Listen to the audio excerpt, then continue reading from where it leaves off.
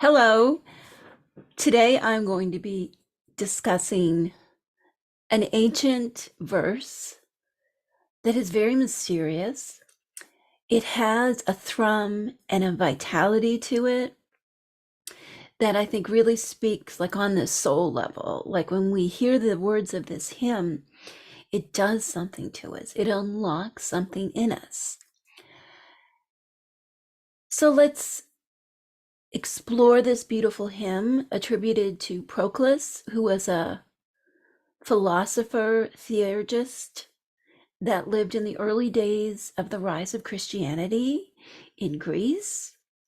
Let's unlock it both in the soulful, kind of transpersonal level, and also let's do one of those deep dives into the history that I absolutely love doing because as a psychologist, when I come across one of these ancient texts that really just enchants me, like it opens up a whole world to me, I want to experience it on that soulful level.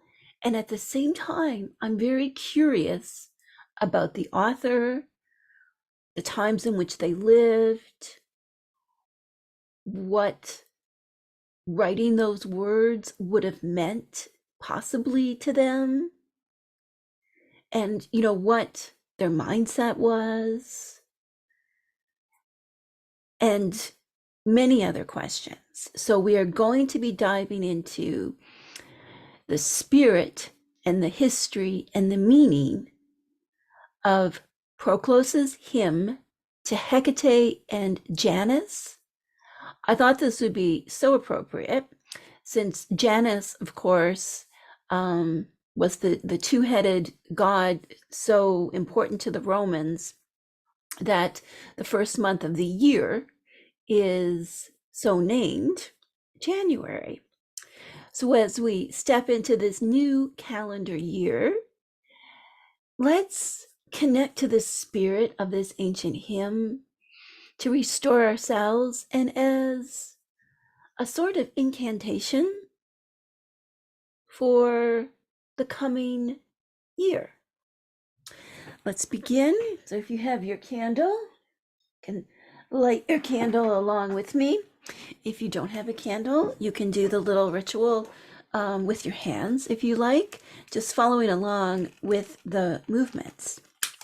Of course, these movements were indeed inspired by some of the ancient theurgists and their practices that I have learned about in my study of Hecate in the ancient world and who she was to them, going much broader than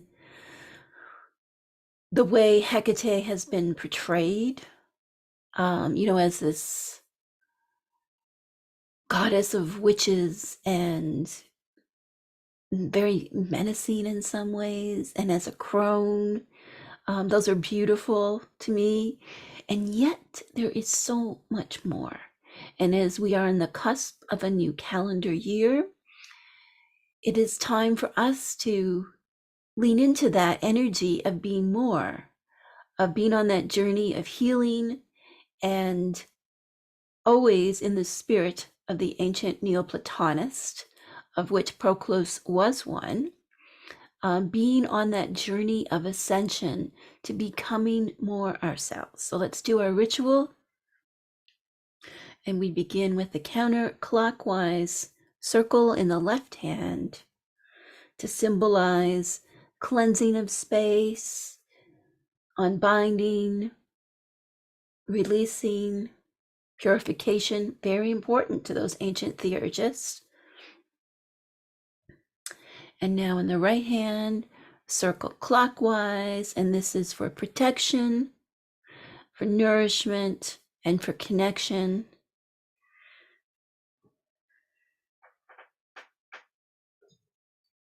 And the third part of this ritual, which I call the Triformis ritual, in knocking on the Kernip's bowl, which I call the Triformis ritual in different books that I've written in Entering Hecate's Garden and Entering Hecate's Cave. The third part is always some kind of invocation. So our invocation today, of course, is Proclus's hymn.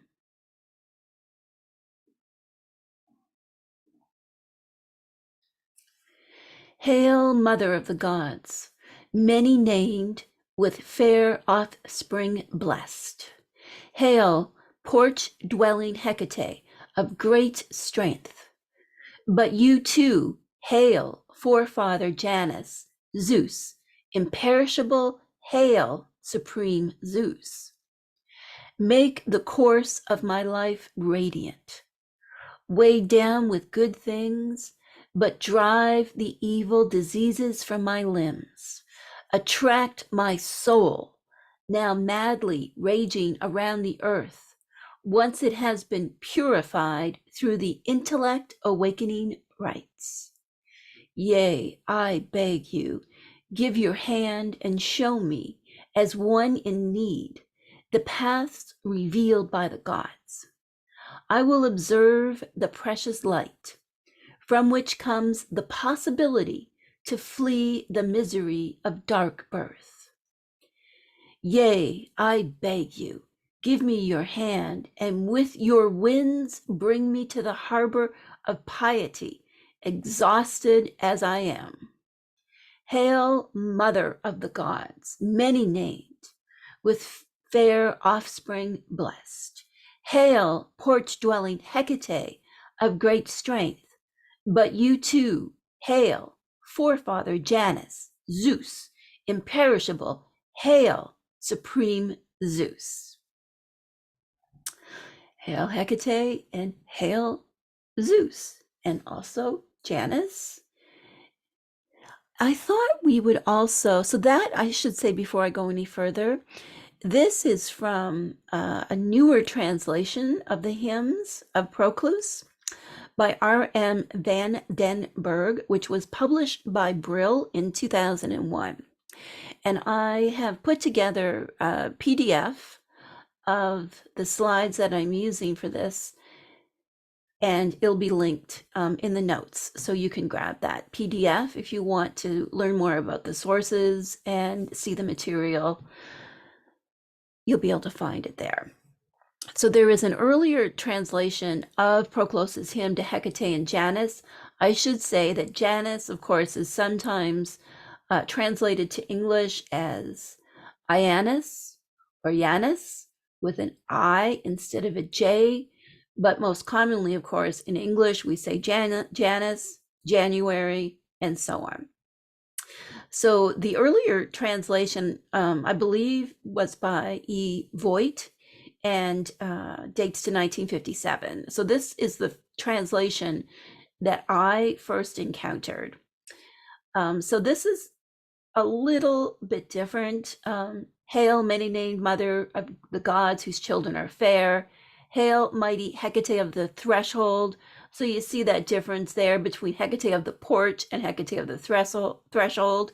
And hail to you also, forefather Janus, imperishable Zeus. Hail to you, Zeus most high.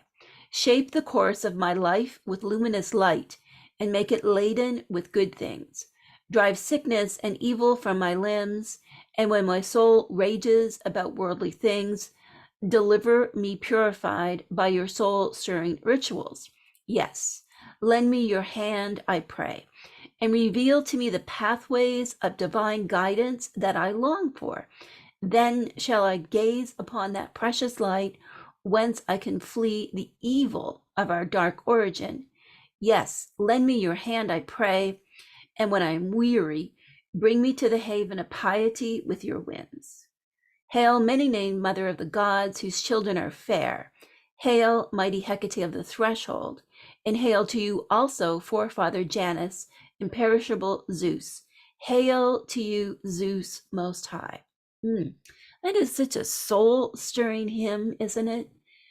Hail to Hecate and hail to Zeus. Zeus, of course, being the father of the gods, the divine father. Janus being a Roman figure that governs thresholds, much like our Hecate does, mother of the gods. This epithet, being assigned to Hecate as mother of the gods, has been the subject of a lot of scholarship, because in this hymn, Proclus is actually referring to Rhea, Zeus's mother, and not necessarily as Hecate as mother of the gods, but to Rhea as mother of the gods, Hecate, of the porch or the threshold, the one who is guarding the entrance to the house of Rhea and Zeus, if you like. And then Janus, of course, takes his place beside Hecate and is that force that guards, the keeper of the keys, the gate minder, and that Zeus and Rhea are somehow beyond this barrier, this liminality, this space that Hecate and Janus oversee, and through them you would achieve access to the mother and the father of the gods. It's very interesting. Yet also, as we'll see, Hecate to Proclus, and his colleagues as Neoplatonists. So Neoplatonists, or the Neoplatonic school of thought, these were students of Plato and his successors. And they saw their work as being to emulate what Plato had done, to expand upon it. So this is very much who Proclus is. So let's start diving into this a little bit. So a couple of things. I've wanted to talk more about this hymn for years because it is so fascinating to me for so many reasons. Let's begin with some basic definitions. So Proclus was a theurgist. He was a Neoplatonist. So let's define what theurgy is. And I just pulled this from Wikipedia because it was the most straightforward. More scholarly texts, tend to use a lot of fancy language that doesn't kind of describe what theurgy is. So theurgy is the practice of rituals, sometimes seen as magical in nature, performed with the intention of invoking the action or evoking the presence of one or more deities, especially with the goal of uniting with the divine and perfecting oneself. I would swap perfecting oneself with wholeness, or from the perspective of Carl Jung, it would be individuation. The first recorded use of the word theurgy comes from the Chaldean oracles, which we know is a very important source of knowledge about Hecate as the world soul, a very different Hecate than, I would say, that was kind of advanced in 20th century writings, like pagan writings, or even some of the feminist writings, where Hecate is certainly not the world soul, that she is the goddess of witches, that she is crone-like. And a lot of this, I think, can be traced back to the White Goddess and Robert Graves. And if you listened or watched my episodes on Hecate's history, if you go into part 2, you'll find me talking more about that business. So that's theurgy. They were philosophers and they were theologians. Now today, we see philosophy and theology as very separate. So philosophy is the study of knowledge. It asks questions about the nature of existence. And theology today is more the study of the divine, and it asks questions to find answers from the divine. So philosophy and theology today are very separate. But to these ancient theurgists who were Neoplatonist, theology and philosophy were like the lover's card in tarot. They were that divine union. So it can be a little bit of a step for us to go from what we know about philosophy and theology today to how Proclus would have understood what he was doing. So Proclus, we're focusing, of course, on this hymn to Hekate, but for him and others like him, they studied math, what we would call science today, philosophy, even what we would call psychology today. So there was no gap between what might be more sciencey and what would be more in the study of the divine, or what we might say is religious today. We have that huge gap between religion and science today, but to Proclus, that was not a thing. And I just want to kind of like sidebar for a minute here. He wasn't alone in this. This was how many of the great thinkers of the Greek era and kind of trickling into the Roman era, this is how they viewed the world. Like there was no separation between things like medicine and science, mathematics, and so on, and what I call the deeper world, or what they would call the numen or the numinous, what is greater, what is transpersonal or transcendent, what is divine. They didn't see that separation. And one example that you probably know if you've been through math is Prometheus. Prometheus, we know, not Prometheus, Pythagoras. Prometheus is just shown up. I'm not going to edit that out because it's kind of funny that Prometheus showed up. Pythagoras, the Pythagorean theorem from math. Do you all remember that? So Pythagoras was also very much into even what we might call the occult today, and astrology certainly was a huge part of this for Pythagoras and Proclus. So there wasn't this separation. And I really love that, that there can be a unified exploration of what is greater than us, and also the stuff of life, math, science, and, but then this really became separated. It really wasn't until after the Middle Ages. I think I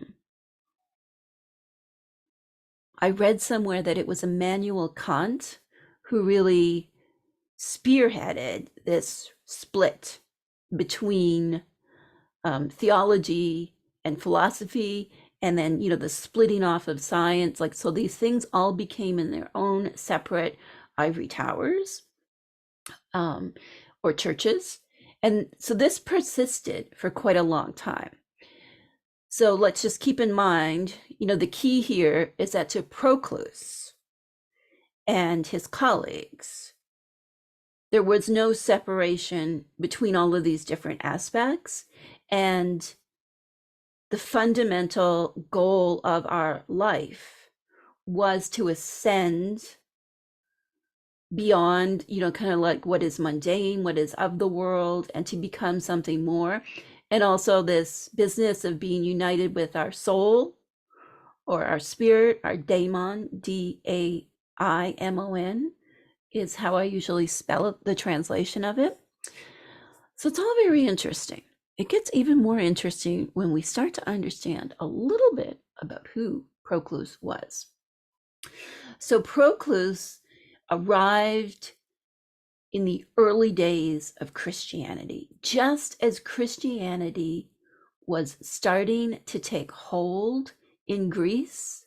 Proclus was born, and Proclus became, I believe he was born in Egypt. Proclus in Greece became part of this Neoplatonic school of thought.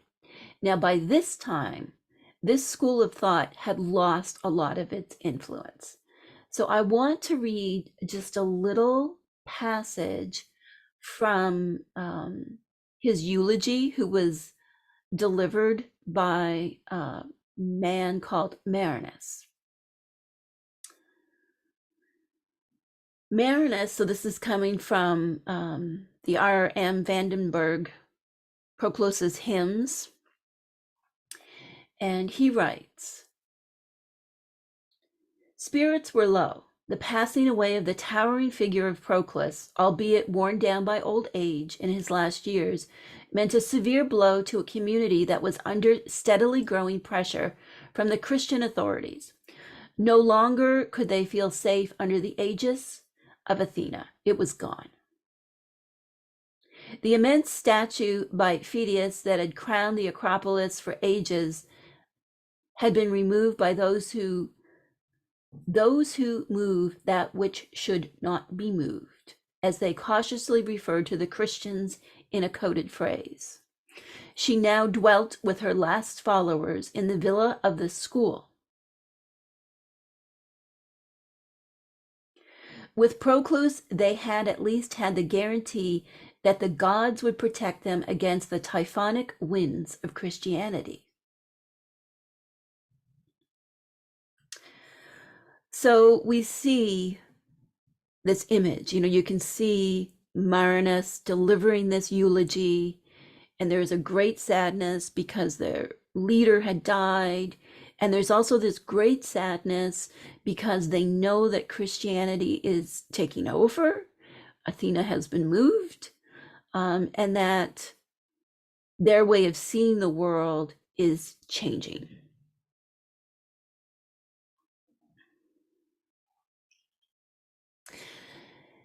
Now, just to reinforce this idea that the miraculous or the numinous was very much present in Proclus's life and very much part of the Neoplatonic school of thought, is found in Marinus's eulogy. Reading again from Proclus's hymn by Vandenberg, it portrays Proclus as a very religious man who worshipped as many gods as he could, not so much because of a private interest, but because he and his followers firmly believed that this was a major task of the head of the school. He was the hierophant of the whole world. The gods of mythology and popular cult, if viewed correctly, coincided with the abstract metaphysical entities that constituted the elaborate structure of Neoplatonic metaphysics. Doing philosophy meant worshiping gods. And just another note that much of Proclus's work is believed to have been lost, and that's because subsequent authors would mention things written by Proclus that are no longer in existence. And I find it fascinating that any of these texts have survived. In Proclus's case, survived 1700 years almost. I'm also going to be sharing quite a bit from a book called All for One, which is a guide to Proclus. And it's edited by Peter Doyne and Maria Martin. And in their introduction to Proclus, they discuss that although Marinus delivers this amazing eulogy, he doesn't name a single example of Proclus's influence over the political and cultural landscape because Athens was becoming Christian. So, he was very isolated. They were becoming isolated as a school as Athens was so rapidly changing. And I want to read just a bit from All from One. This paragraph is really interesting. It is doubtful that Proclus ever regretted the fact. So Proclus was not upset that he wasn't influential as his predecessors might have been. This is what Doyne and Martin are saying. Much more than his political or cultural influence in Athens, what Proclus was really concerned about was his own personal relationship with the great beyond, the metaphysical. This is something that can be inferred not only from Marinus's biography, but also from Proclus's so-called hymns, in quotation marks. 7 of them are extant: 1 to the sun, 2 to Aphrodite, 3 to the muses, 4 to the gods, 5 to Aphrodite of Lycia, 6 to Hekate and Janus, 7 to Athena. As the late Gunter Zuntz points out in a brilliant monograph on the genre of philosophical hymns, Proclus's compositions are actually not really hymns at all, but personal prayers. And that's really important, I think, in why the hymn to Hekate and Janus so impacts me, and maybe you were really moved by it as well. It's that it is how he feels. So this is not, kind of a sterile composition. This is very personal and important to him. So let's go deeper into All from One, and I want to talk a little bit about Proclus's influence. So here in the 21st century, there has been renewed interest in studying Proclus. If we go back across time to what was happening in the world again, the old ways were falling down, Christianity was taking hold. Yet, Proclus becomes quite influential. So let's read a paragraph from All from One again. The price that philosophers pay for being influential is that they cannot control their influence. Proclus is a case in point. Few ancient philosophers were more enthusiastically received in the centuries after their death. But Proclus would probably have been dismayed at the way he was received.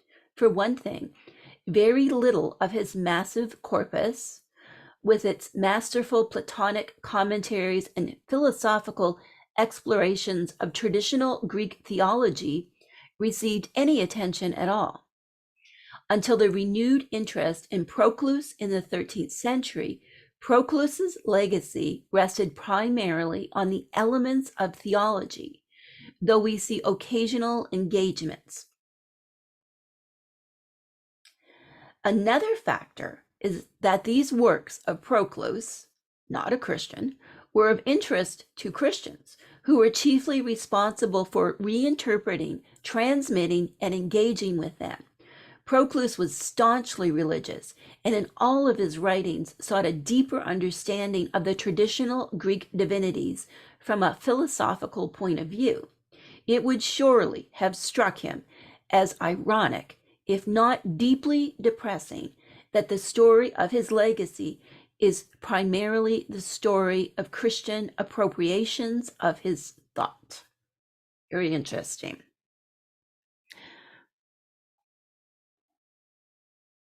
So let's talk a little bit about Proclus's philosophy. So I think I've mentioned the Chaldean oracles a few times before, and that the Hekate and the Chaldean oracles was this world soul. She was this force that served as a mediator between the mortal world and the higher world, which was the world of the Father. So just a couple of quick passages from Vandenberg's treatise again. The goddess who is cause of the soul, and therefore is not soul itself. So Vandenberg argues that Hecate was the source, or page, P-E-G-E, page of soul. So she was the world soul in a sense, but that she was not the soul. She was the one that soul came from.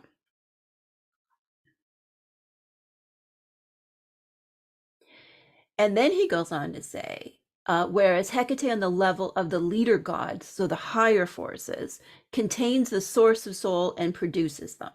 So Hecate is working both on the level of producing the soul, I guess, in the mortal world, but then also on the level of being the source of soul in kind of the higher world. Vandenberg also writes that Proclus appears to have had a special relationship with this Hecate. He remarks that this deity, whom the barbarians call awful and fearful, is for us the greatest. I agree. Marinus informs us that Proclus, after he had gone through the Chaldean purification rites, conversed with luminous apparitions of Hecate.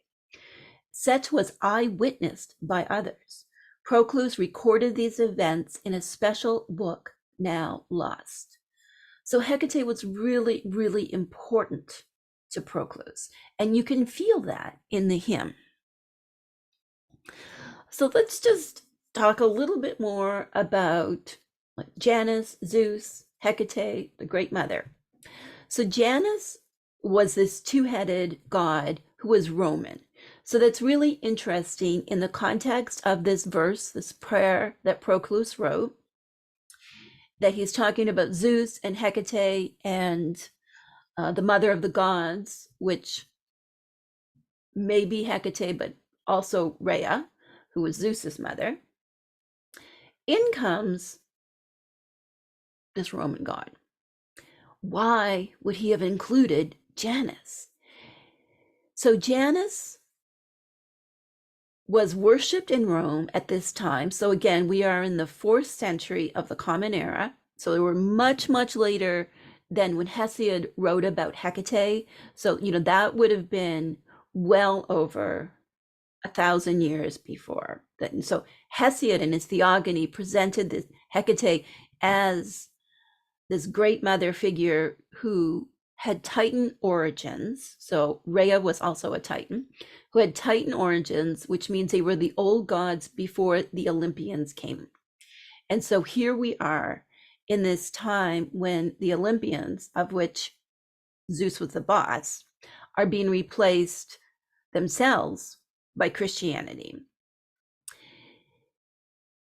Janus, though, was very old to the Romans, and it's thought that the worship of Janus even dated back before the actual founding of the city of Rome and dated all the way back to Romulus.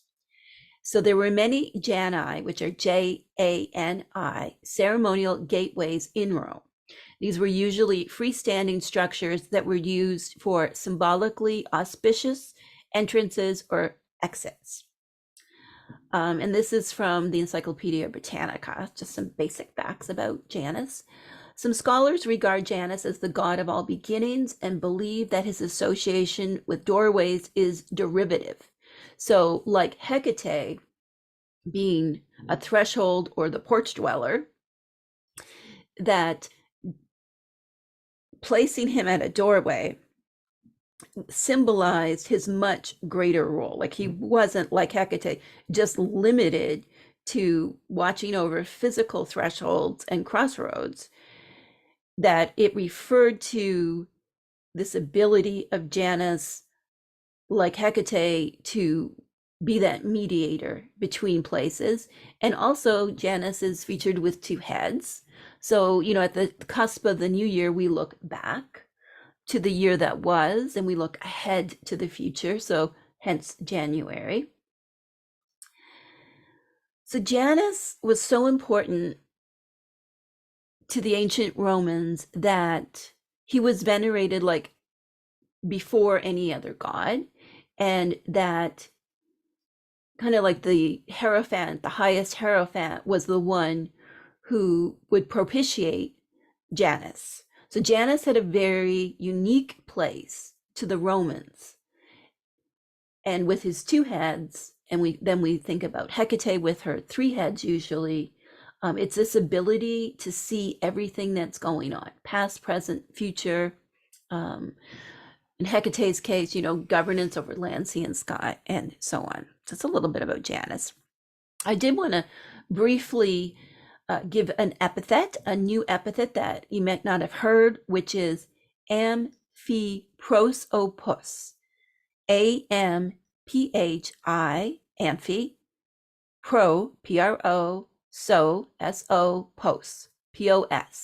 That means two-headed, and that is an epithet assigned to Hecate in those Chaldean oracles, and I think in other places as well. So there is this reference to Hecate as being, three-headed, but also like Janus, sometimes she has two heads. The point being is that they share the ability to see in all directions, whether it is in the governance of their special gates and thresholds and porches, that as household spirits, that they could see everything. They could see what was inside, what was outside, what was coming, what was going, and then at that deeper level of being able to see the different realms and the spirits and so on.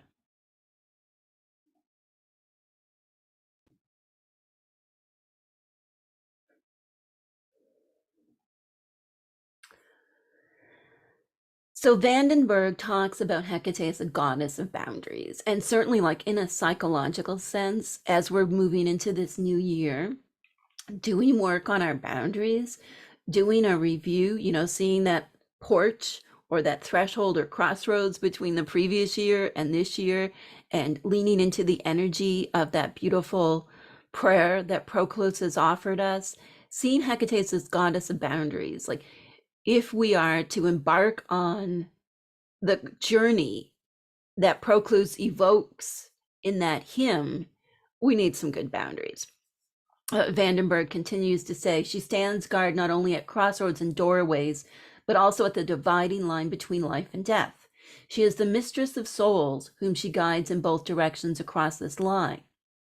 It is in this function that the Homeric hymn to Demeter mentions her. She is witness to the descent of Persephone, and then her return to the daylight. She holds the power over souls and daemons. She is the patron deity of magicians. The theurgists, so this would be Proclus and his colleagues, assign an important role to her. She is supposed to aid them in different ways. Again, thinking that theurgy involves ritual and also the practice of magic. She controls the yinks, daemons, or diamonds. So yinks, jinx, which Hecate's strophalos, that whirring wheel. The strophalos is a whirring three-dimensional. We typically see it today as a flat object, flat labyrinthine object, but it was a whirring, spinning wheel that Hecate was thought to spin, and that is kind of the energy of that, was the energy of the soul going forth. And that was a symbol for her power over these beings that were the link between the celestial and the terrestrial realms. Theurgists needed these demons or daemons for their ascent towards the celestial realm. And again, the word daemon here, he spells it Daemons. It refers to spirit and has nothing to do with kind of like the Christian demons at all. So these spirits appear to the theurgist just to instruct about the construction and operation of the cosmos. So there is this idea of what we might call today like channeling that's going on. Johnson, who I've referenced many times, Vandenberg references her quite a bit in this section as well, argues that Hecate's prominence can be explained by the fact that she is the world soul.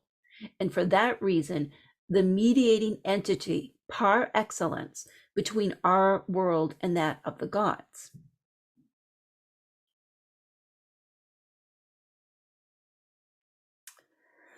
So I wanted to read from a dissertation, just a little passage from this dissertation I found that talks about Hecate as a gate goddess.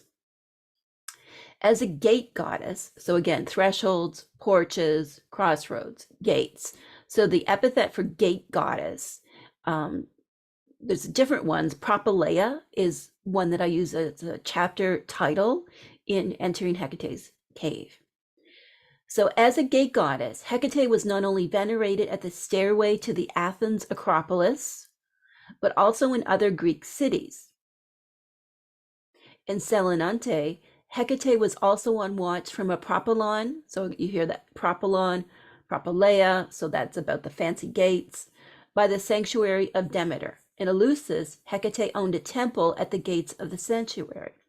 On Rhodes, Hecate was worshipped as propylaea together with Hermes, Hecate's frequent companion, Propylaeos, and Apollon, Apotropeos, in Legina, modern-day Turkey, where the main place of worship was located. A statue of Hecate was erected when a new city gate was being built. In addition, there was an annual procession in Legina in honor of Hecate, where a female, a young girl, a Kore, Kore, led the procession of keys. So we can see how important Hecate was in these different examples, much like how Janus was to the Romans. So this Hecate in the Chaldean oracles is this figure who we can perceive as sort of a great mother, for lack of a better word, yet she is so much more. So here is fragment 189 from the Chaldean oracles. And she is visible on all sides and has faces on all sides, receiving in her womb the processions from the intelligibles, or what can be known, and she sends forth the channels of corporeal life, mortal life, and contains within herself the center of the procession of all beings. So you can see, again, there is this idea that she is the gate itself. So not only does she govern gates, not only is she keeper of the keys, or Kleidokus, but she's also the structure itself, this kind of etheric structure through which everything passes. So, it's, yes, in a way, that is a great mother figure. If into her womb, what can be known goes, and then she births it. So yes, it's very much a great mother figure, but it's kind of more complicated than that. So let's just talk a little bit about Rhea, mother of Zeus. So she was a Titan, and she was associated with fertility, motherhood, and generativity. So very much creation. Her name means flow and ease. She was the wife of Kronos. So Kronos is chronological time. Of course, he becomes known as Saturn and the planet Saturn later on. She represented the eternal flow of time and generations. As the great mother, the flow was menstrual blood, birth waters, and milk. She was also a goddess of comfort and ease. So in mythology, Rhea was the wife of Kronos and queen of heaven. When her husband heard a prophecy that he would be deposed by one of his children, he took to swallowing them all. But Rhea had Zeus, and Zeus was super special. So she hid him in a cave in Crete, and was guarded by these really wild, fierce warriors, the Curetes. So she kept him safe. So because Zeus was kept safe, he was able to later overthrow his dad and himself become head of the gods, and the new Olympic pantheon was kind of formed out of that. So that there was a replacement of the Titans by these upstart Olympians. Now, Hecate in mythology was part of this family tree, although her parents were different. She sided with the Olympians and Zeus in the big war that they had. And this is why, according to Hesiod, Zeus gave Hecate dominion over land, sea, and sky. So Hecate was one of the few Titans I mean, Prometheus fell into the conversation earlier, like, so things didn't go so well for Prometheus, but things went well for Hecate.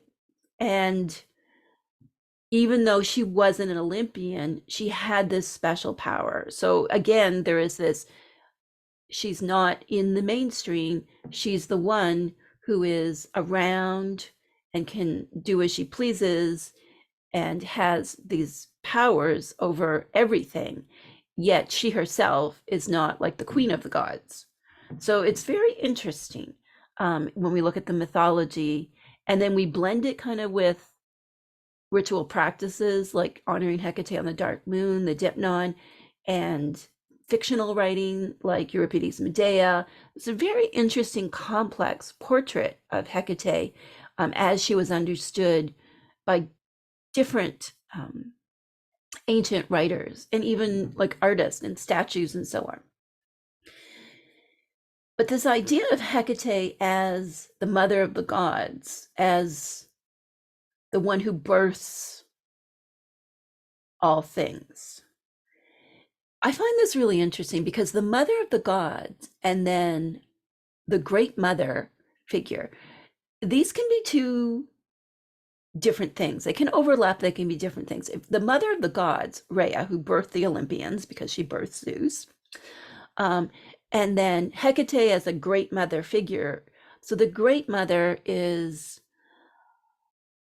a type of goddess who would birth the known world, but wasn't like Gaia, the world itself, but she was like the originator of that, which sounds a lot like the Chaldean Hecate. I just wanted to read a little bit from the Greek magical papyri, where Hecate is evoked as a goddess of the night. So this prayer goes on: heed my prayers, lunar queen, who knows suffering, rising and setting at night, triple-headed, triple-named, fearful, gracious-minded, and regal, mistress of night and chthonic underworld realms, sacred, black-clad, round whom the star-traversing nature of the universe revolves. You have birthed every worldly thing, for you are the originator of all known and unknown. So the Greek magical papyri is believed to be a sort of ancient grimoire or spell book written by possibly several authors, some of whom may be women, may have been women. And it's very different, like completely outside of the world of Proclus and his colleagues. But we see that idea again of Hecate as the one who is the originator, she's the soul, and so on. So it's very, very interesting. Let's go a little bit deeper into this relationship between Hecate and Zeus. So this is actually from Essays on the Science of Mythology by C.G. Jung and Carl Karenyi. I really love this. If you haven't read the Essays on the Science of Mythology, highly recommended. You can get a PDF online or you can buy the book. So these were written several decades ago, of course. And although I certainly don't agree with a lot of things, I find seeing the myths treated from the perspective of Jung and Karenyi, I find it really enriching to me. The bud-like idea of the connection among the three aspects of the world, maiden, mother, and moon, hovers at the back of the triad of goddesses in the Homeric hymn. So that's Hecate, Demeter, and Persephone. Hecate has a subordinate part to play in keeping with her position on the fringes of the Zeus world. And yet she still retains, even under Zeus's rule, the characteristics of that archaic figure who preceded the historical Hecate. One such characteristic, and chief among them, is the triple form, which appears relatively late in artistic representations of the goddess, but is indirectly confirmed by Hesiod, with his business of land, sea, and sky. The poet of the Theogony, Hesiod, acclaims her as the mighty mistress of the three realms, earth, heaven, and sea. He also says that the goddess already had this dominion in the time of the Titans, before Zeus and his order. The new ruler of the world honored her by leaving her in her former majesty. So, more kind of source information about why Hecate is triple, and that she has this ability to function outside of the popular god. So whatever's popular, Hecate is still there as a force, soul, the one who births souls, and so on. So the Neoplatonic philosophy is really complicated. The All for One book goes into this. So if you are interested in a deep dive into this business, I really encourage you to get a copy of that. So it's All from One, A Guide to Proclus. Hecate is seen as being both intelligible and intellective, which kind of translates to being understandable and rational. She's also part of what they call the hypercosmic or divine souls. So being intellective and intelligible puts her on a lower level, but when she is hypercosmic, she is a higher level. So there's both this Hecate that is more connected to humanity and like a higher Hecate. And what is known as the Core triad of Hecate, soul, and virtue.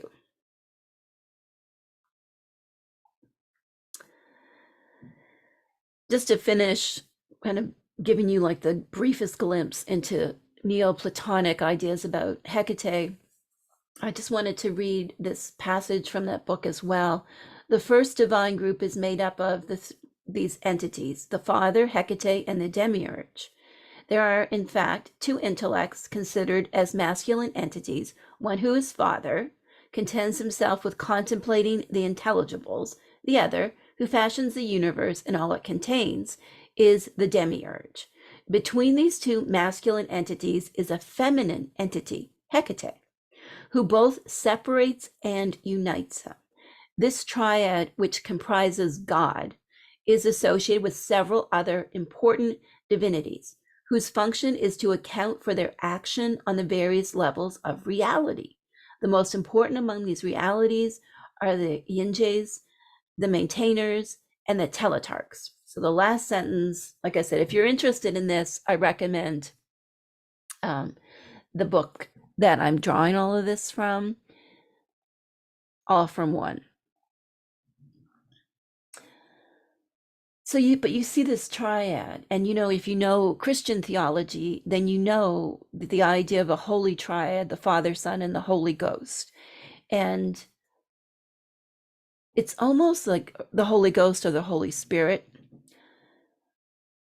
It's almost like Hecate is this kind of Holy Spirit between the Father and Son. Do you see the similarities there? So we know that Proclus and other Neoplatonists were very influential in early Christian thinking, and what became dogma. So their idea of this Holy Spirit that is this mediating force. Now, sometimes the Holy Spirit in the earlier days was, I believe, Shekinah, or was feminine, but then it became, and it may also be associated with Sophia, or the female personification of wisdom, but then it became masculinized, so that out of the triad, the feminine was completely removed.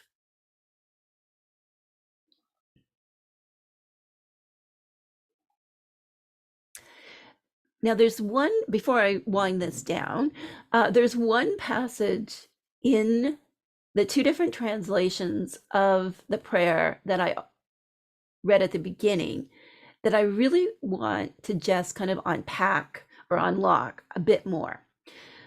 So in the Vandenberg translation, it says, attract my soul now madly raging around the earth, once it has been purified through the intellect awakening rites.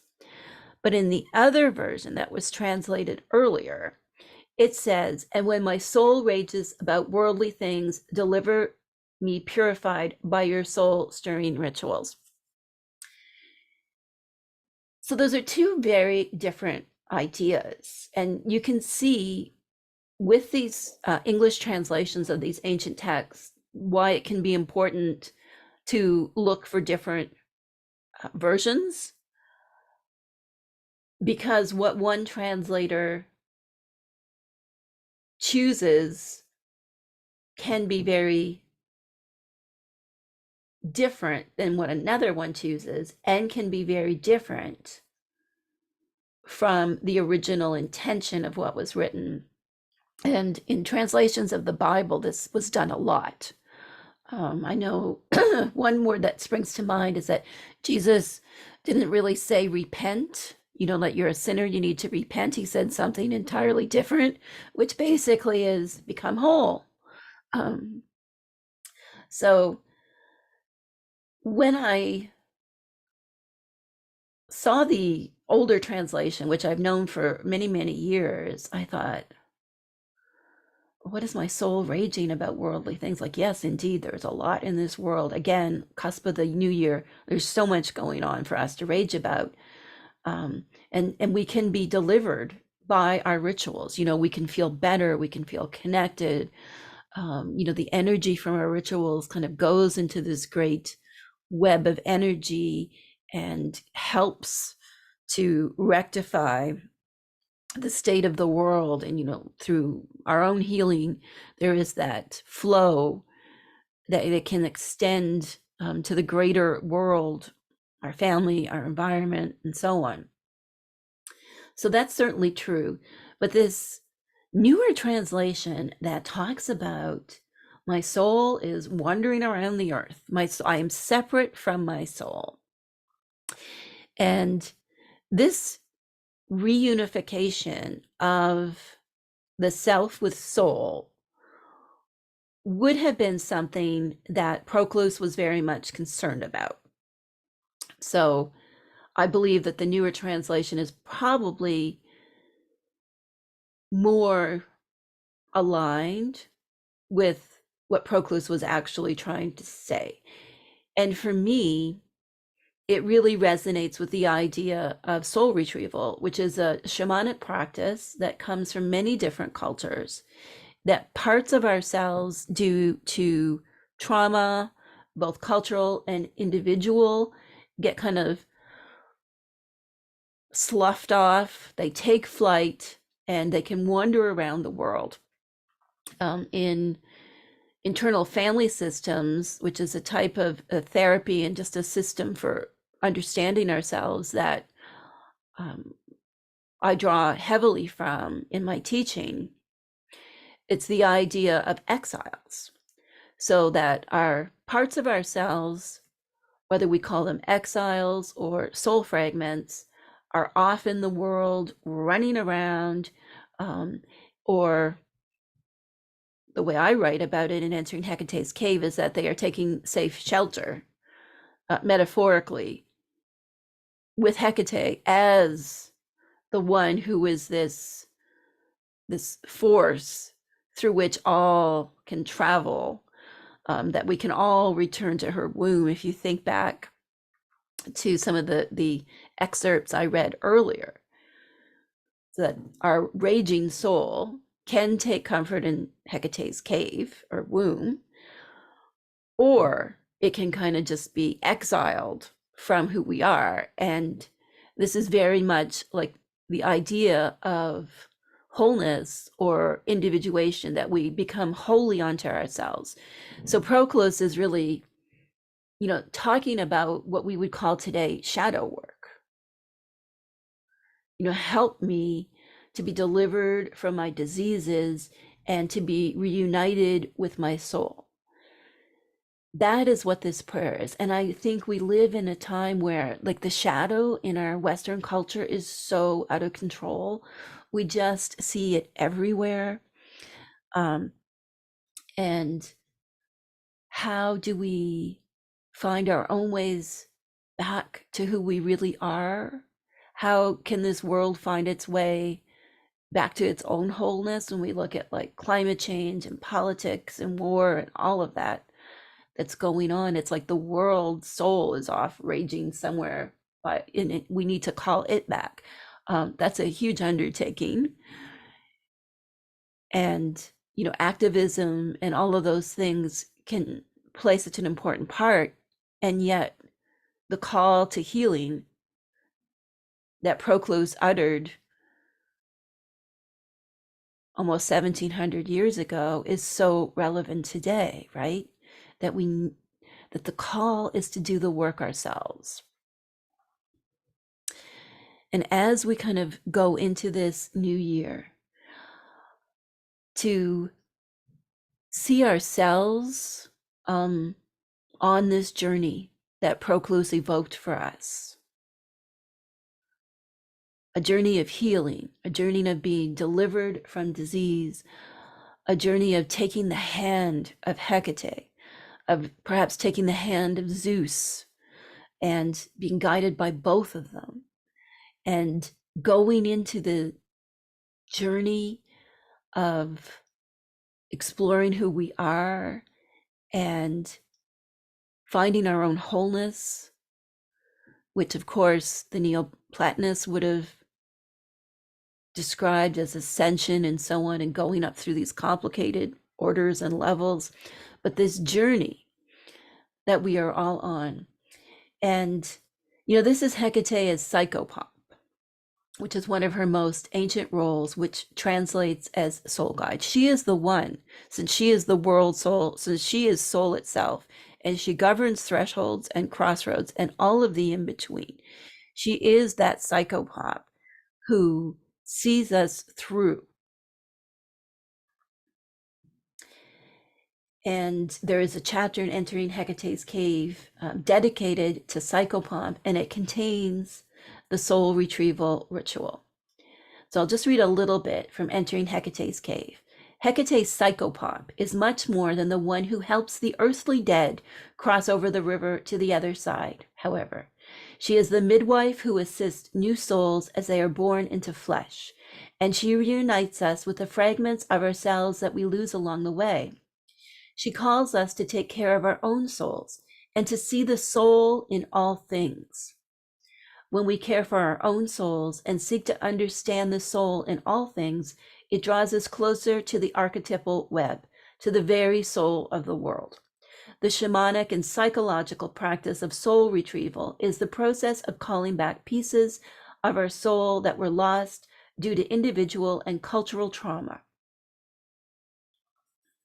And I do recommend, in addition to Entering Hecate's Cave, Sharon Ingerman's Soul Retrieval, Mending the Fragmented Self, because if I have one wish, it is that we claim the key of healing, the healing of Hecate as the soul.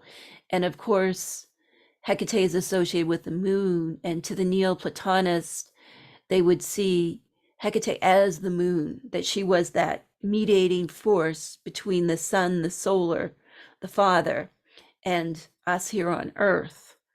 And as the moon, she makes life possible. And, you know, to do that lunar work, which is intuitive, introspective, it's about healing our emotions and being more emotion focused and not being so intellectual, not being so rational, but being more feeling. And that is like the key I wish everyone could kind of claim, because as we get more connected with our lunar aspects and the journey back to our own soul, I do believe we shift the gaze away from being critical of others who aren't like us, and we start to understand that others are not us and we are not them. Like, we are not one body with two heads, believing and knowing the same things. We're not Janus or Hecate, that other people are truly distinct from us. And to shift the gaze towards our own healing journey and from being so focused on getting validation from others or criticizing others, and yet to keep like triple-headed Hecate or double-headed Janus, to keep our eyes open.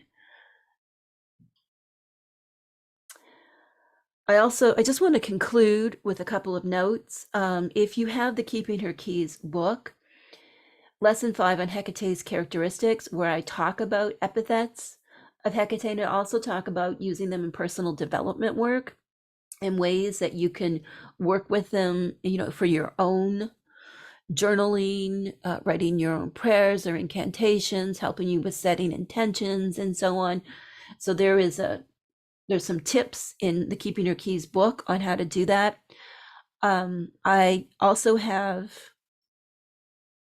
a talk on Hecate and the soul, if you want to go deeper into Hecate Psychopomp, that you can find and watch.